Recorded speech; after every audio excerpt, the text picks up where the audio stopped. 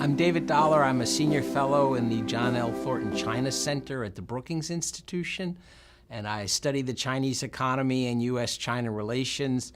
I've been working on and off on China for 4 decades, so I'm just fascinated in how it's developed and where it's going to go from here. The U.S. exports to China are really concentrated in agricultural products like soybeans, automobiles. We export a surprisingly large amount of automobiles to China, and then the well-known Boeing aircraft sales to China, which are quite enormous. So this trade war is going to hit those sectors in particular.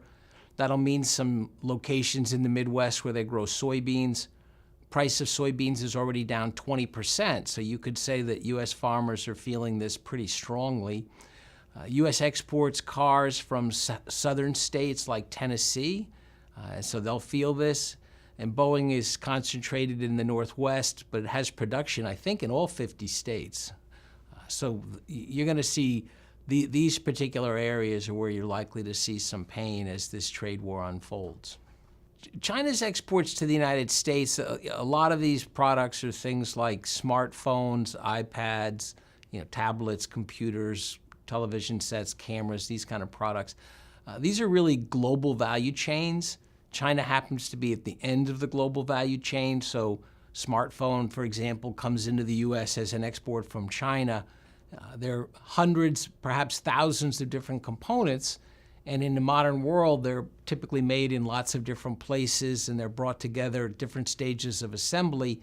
China happens to be final assembler for many, many products. So you'll get an item that comes into the U.S., it's listed as say a $200 import from China, but actually more than half the value typically will be parts and components that came from South Korea, for example, or Japan.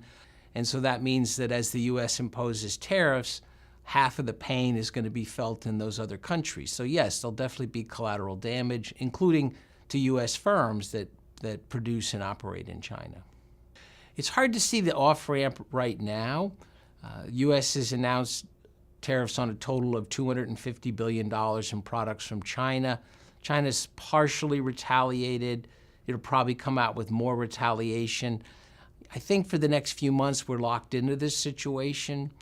No high-level negotiations are scheduled. I think the Trump administration believes this is a winning strategy for the midterm elections. Trump said he would hit China. Now he has hit China. It's not so serious that it'll have a big effect on the U.S. economy. It'll hurt some of the specific sectors I mentioned. But for the whole U.S. economy, this is rather a minor blip.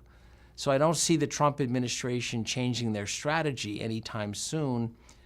And on the Chinese side, it's very unlikely that the Chinese leadership is going to cave in and do anything major. They're willing to buy more products from the U.S. They're gradually opening up more markets. So I think their offer is clear.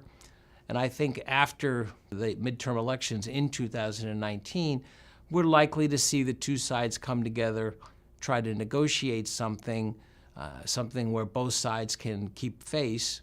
But it's unlikely we're going to see an off-ramp anytime soon.